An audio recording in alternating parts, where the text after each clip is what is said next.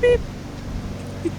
Hi everyone, it's James, and this is Conscious Universe, and I had the idea to interview Ingrid Oliphant that runs workshops called Uncommon Touch. I haven't been to one myself yet, just found out about it, but I saw a video that she did, and yeah, it really kind of caught me really. I hope you didn't mind my saying, it became quite emotional in the video, and I just thought this is some genuine stuff, and the words that Ingrid used, I think, talking about what else is there to do, you know, feeling kind of the beauty and the emotional kind of pull to just kind of share with people and that kind of thing. I really identified with that, and by some coincidence it turned out that I would end up interviewing her, so we're here today. Hi Ingrid. Hello, how are you? Yeah, I'm pretty good. It's nice out here. It's Sunny. gorgeous. Thank you. So, you'd just like to, I guess, introduce yourself first? My name is Ingrid Oliphant, and although this doesn't quite define it, I call myself a healer. I'm from the US on a miniature UK tour, and we'll go back to the US at the end of the month. Wow. Okay. So maybe we just go back to the beginning. I mean, how did it all start for you? It fell in my lap 2 years ago. I am a former probation officer and law enforcement consultant. Wow. Whose area of expertise is criminal justice. And so this is totally, but we're no longer in the same, you know, the same spectrum. We're not in Kansas anymore. No. I swallowed the pill. There were a string of events that, actually the string of events began before 2 years ago. They actually began when I was married, when I got the consistent message to go, go, go, go, go, and I didn't listen until a year and a half later, and I was in a position to leave and didn't. And once I made that decision, other things began to fall in place, and things began to occur that I had no choice but to pay attention to. Striking synchronicities, visitations, recognition of my interaction with other energies, of the invisible persuasion. What do you mean by visitation? Just that. Other energies coming in to visit. Not necessarily to communicate in the way some people think of it, because that's not how I communicate with them. I get it. Most of it is in play. Like one of the first striking things was, as all of this was developing, in fact it probably began developing because I was unemployed. Hit that space where there was nobody else was my project, no other projects to do, there was one focus. And so anyways, I was unemployed. And for several weeks there was an energy who would not let me sleep past 6:30 in the morning. My bed would shake. Like an alarm clock. No, I'm unemployed, and then the bed would shake again. So that was kind of fun, actually. So what do you think that was all about then? I have no earthly idea.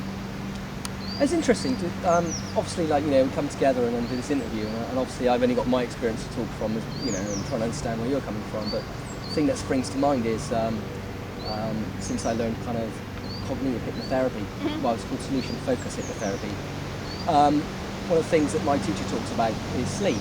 And he says that, you know, a lot of us tend to oversleep.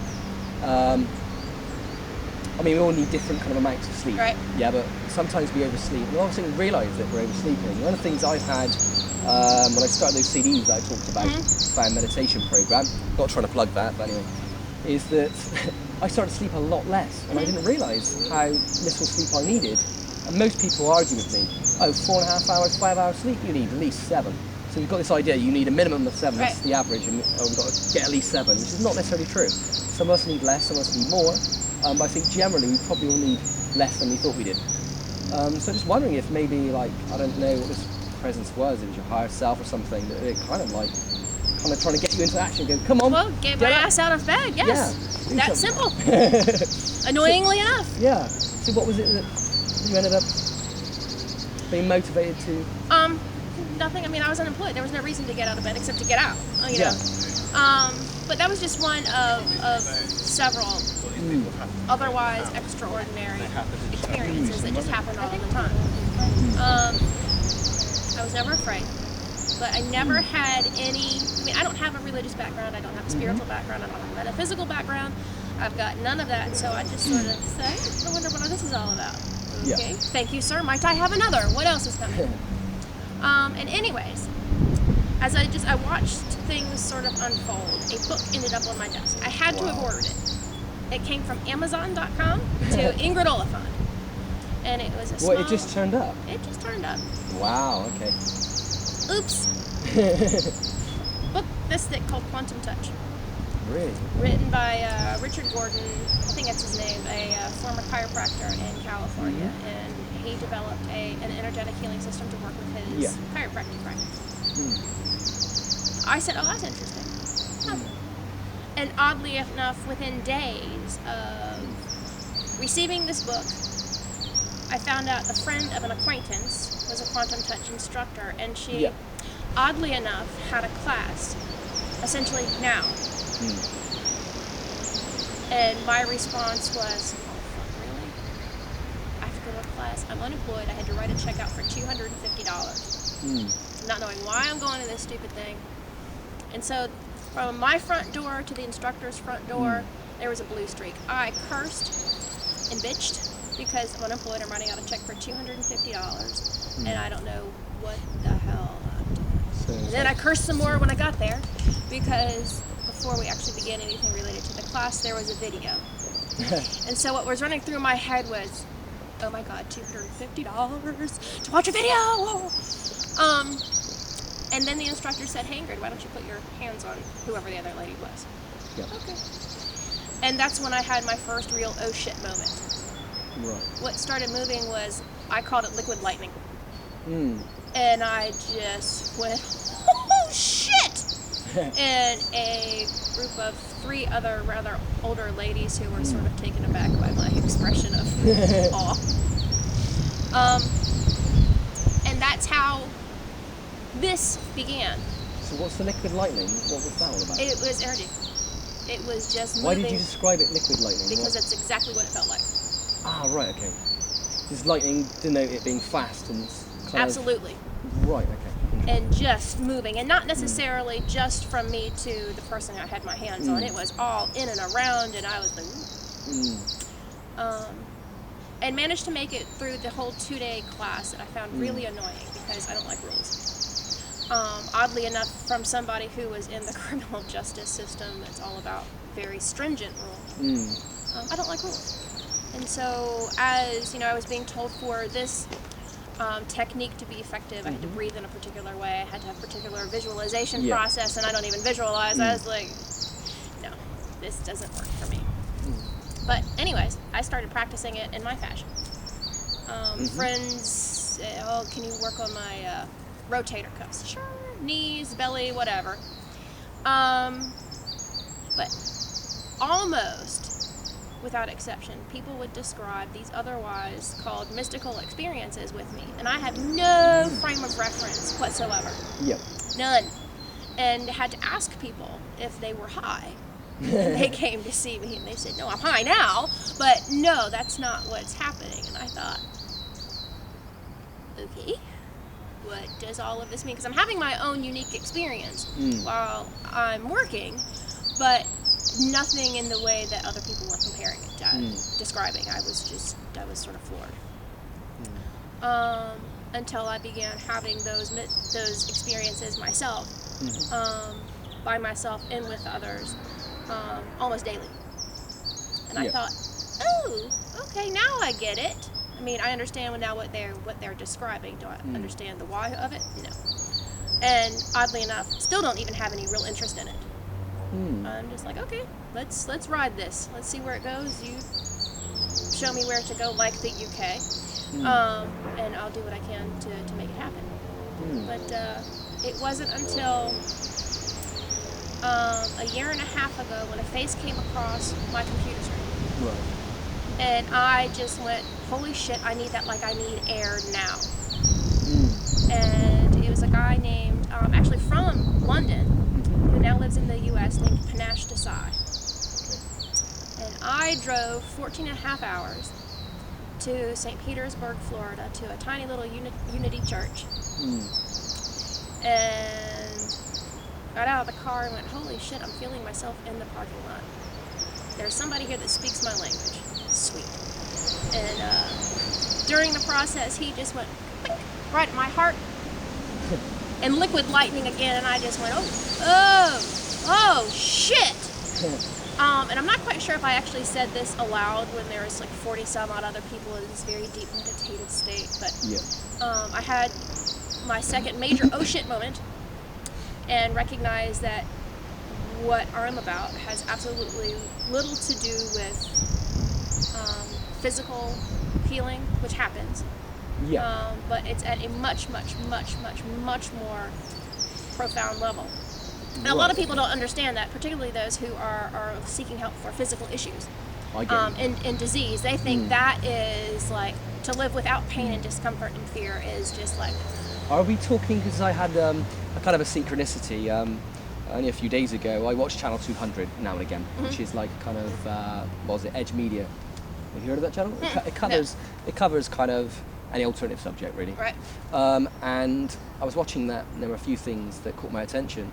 And then there was a lady, didn't catch her name, not just because of memory, but because I actually didn't give her name, because I missed the beginning bit, and anyway, and the end bit, because I was at work.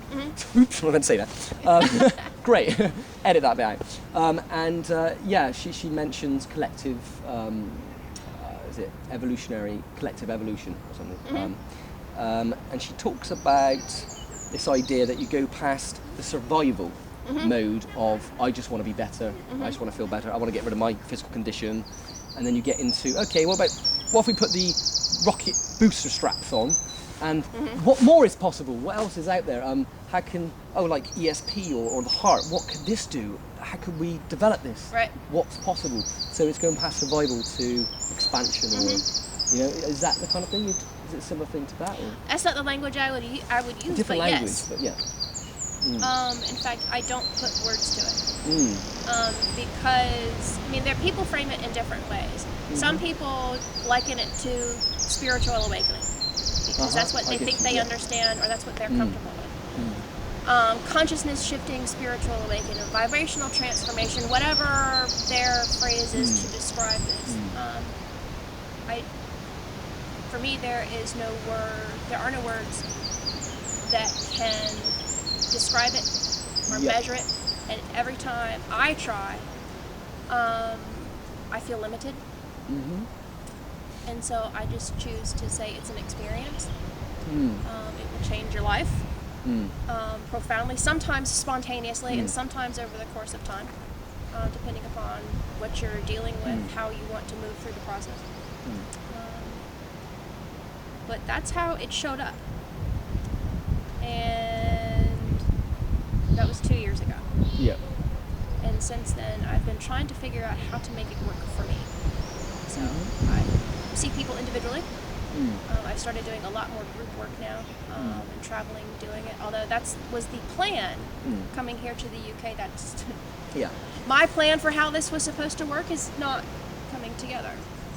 So I don't know. Bigger plans, but I was to ask you is obviously language is limiting, but we still have to maybe formulate a language or formulate a new language. It's something that's been happening to me. I've had a similar experience with I've been to kind of healing since I was little, but I did Reiki in 2003. I became a Reiki master eventually and taught Reiki, and then various things like kind of clairvoyance, developed clairvoyance.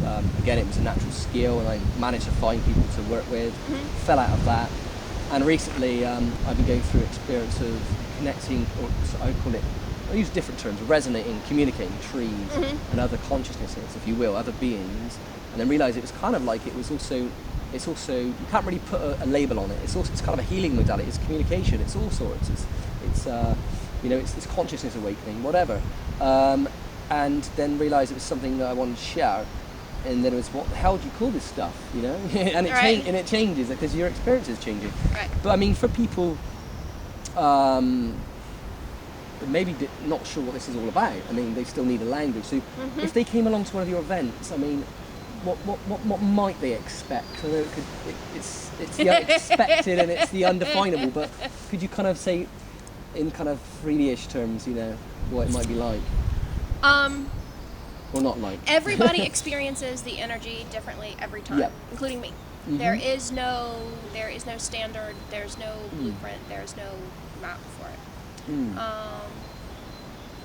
The way I have it set up now is that I have combined dance with meditation to get people connected to their physicality, to their energy systems related to their body, and to their emotions.